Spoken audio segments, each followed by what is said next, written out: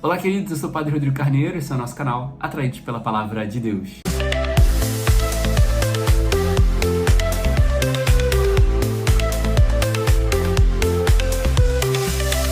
Então seja muito bem-vindo, você que está chegando talvez pela primeira vez ou você que já está aí conosco, fazendo essa experiência com a Palavra de Deus, se apaixonando cada vez mais pela Palavra de Deus, que é refúgio, sustento e refrigério para cada um de nós.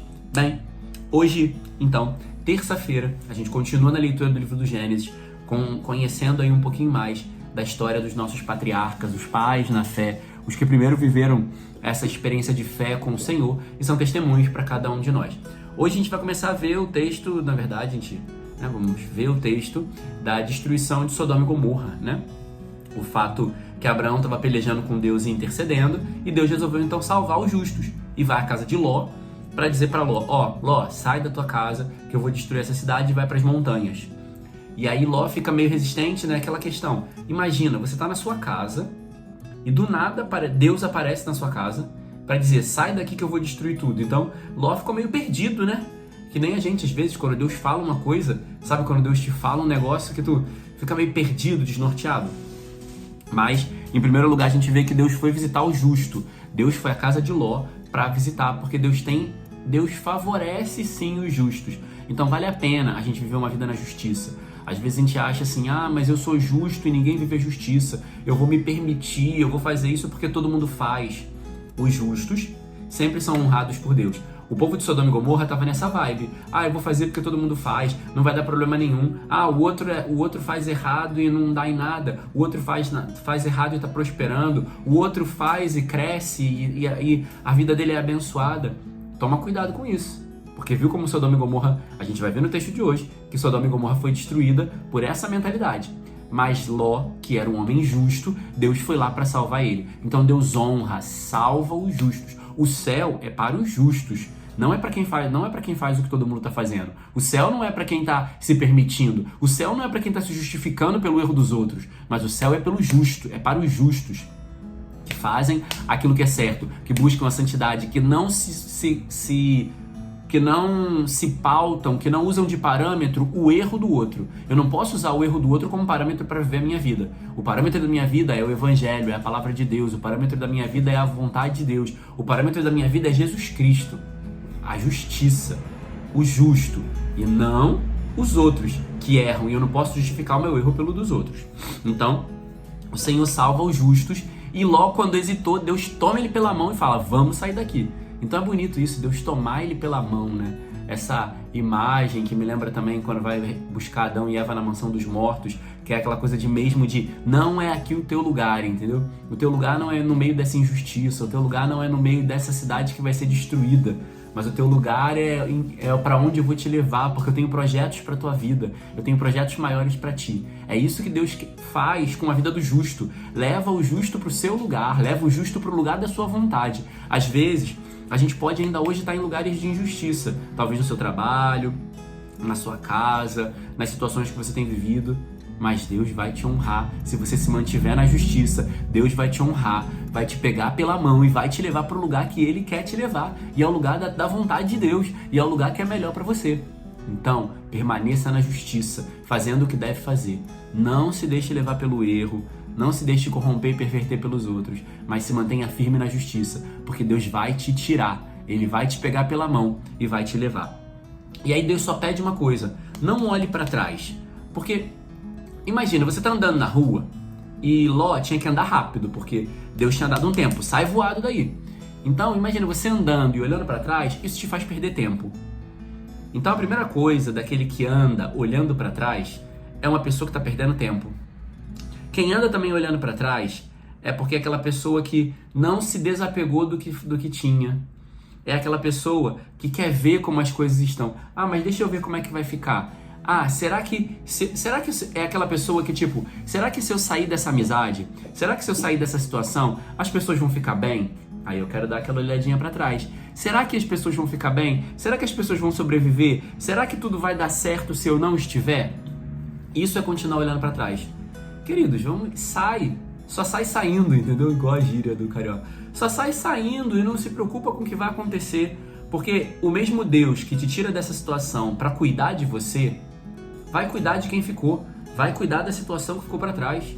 Então, isso também vale para o contexto vocacional, é muito próprio do contexto vocacional. Às vezes a pessoa, na sua vocação, fica preocupada, mas se eu deixar minha família, meu pai, minha mãe, vai, que Deus vai cuidar de tudo que você deixar. Eu experimentei disso, tantos outros experimentaram. Só vai, que Deus vai cuidar de tudo que você deixar. Deus vai entrar na sua casa e vai ficar ali naquele lugar, cuidando, se as pessoas da sua casa se deixarem cuidar.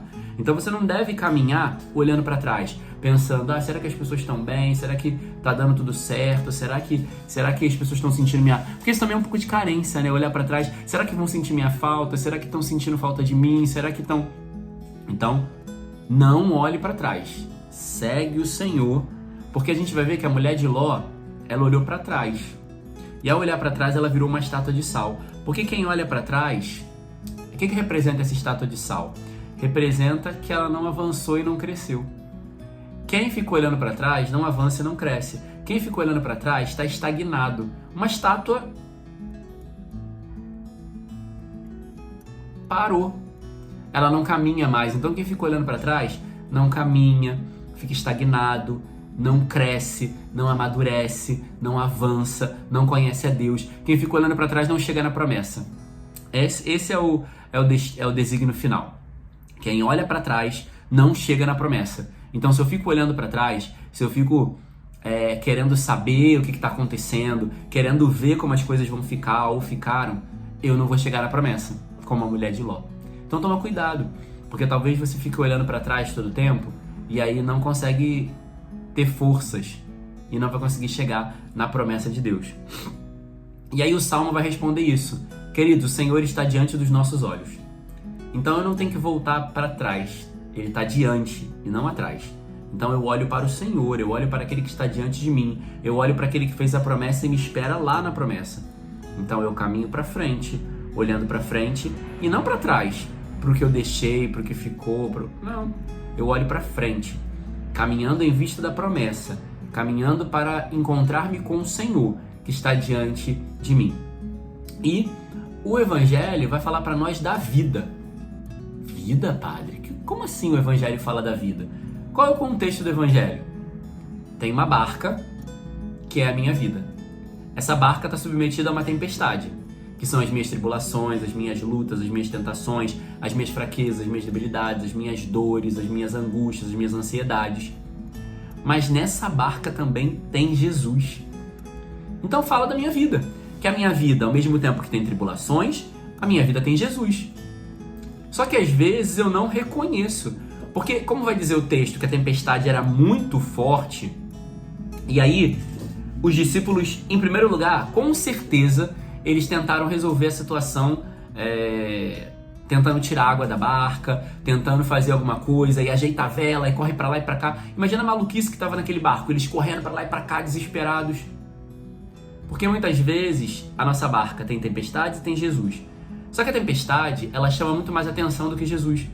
Então nós voltamos muito o nosso olhar para a tempestade, voltamos muito o nosso olhar para a dificuldade, voltamos muito o nosso olhar para a dor, voltamos muito o nosso olhar para o que está sendo pesado, voltamos muito o nosso olhar para aquilo que está me preocupando, voltamos muito o nosso olhar para a ansiedade e esquecemos de olhar para Jesus.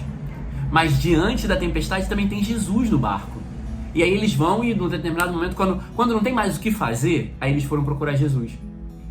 Eles esqueceram que Jesus estava sempre diante dos olhos deles. E aí eles ficaram olhando para o lado e para trás, vendo a tempestade, enquanto Jesus estava diante dos olhos. Aí quando eles se lembraram de Jesus, eles vão lá. E aí Jesus vai e questiona. Mas eles esqueceram de uma coisa, que se tem Jesus no barco, eles não vão perecer.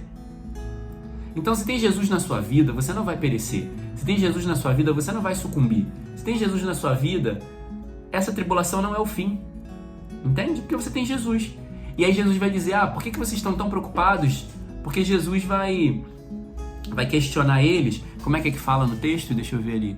Cadê? Homens fracos na fé. Por que homens fracos na fé? Porque não foram primeiro a Jesus.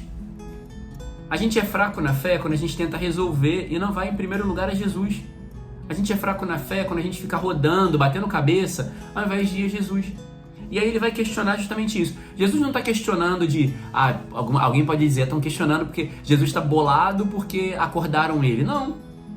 Jesus só está chateado porque ele não foi a primeira opção. Porque eles tentaram resolver, quando não conseguiram é que foram a Jesus. Então Jesus está questionando que eles são fracos na fé porque Jesus não foi a primeira opção. Quando a gente tem uma experiência verdadeira e autêntica de fé, Jesus vai ser a primeira opção para a gente buscar. Tá dando errado, tá dando ruim, eu vou para Jesus. Eu não vou tentar fazer nada, eu só vou buscar Jesus. Eu não vou tentar resolver, eu vou buscar Jesus. Então ele está dizendo isso. Fracos na fé porque não me buscaram em primeiro lugar. Fracos na fé porque esqueceram que eu estou aqui. Fracos na fé porque tentaram resolver sem mim. Isso é ser fraco na fé. Agora, ser forte na fé é, em primeiro lugar, ir a Jesus. Em primeiro lugar, procurar a Ele que está diante dos nossos olhos. Em primeiro lugar, é ir ao Senhor, que resolve todas as coisas, que acalma a tempestade. Aí eu até lembrei da música do Cerco lá de Santana, que, meu Deus do céu, que dia foi aquele? Mas aquele que acalma o vento, aquele que aquieta o mar, aquele que... como é que é? Que não sei o que do fogo e faz o leão jejuar. Era isso. Aquele que acalma o vento, aquele que aquieta o mar, que tira a força do fogo e faz o leão jejuar. Então assim, ele é o primeiro. Ele fez o leão jejuar por causa de Daniel na cova dos leões. Ele aquietou o fogo, né? Porque os jovens na fornalha não queimaram. Ele acalma a tempestade, como aqui nesse texto, e dá ordem para o vento cessar. Então ele sempre vai ser ele. Sempre tem que ser ele em primeiro lugar na nossa vida. Então busquemos ao Senhor.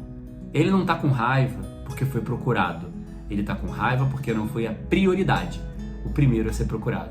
Então busque o Senhor em primeiro lugar nas suas dificuldades, porque Ele está diante dos nossos olhos. Não volte para trás, não olhe para trás, não olhe para os lados, olhe para frente, porque o Senhor está diante de nós para nos salvar e resolver tudo para nós.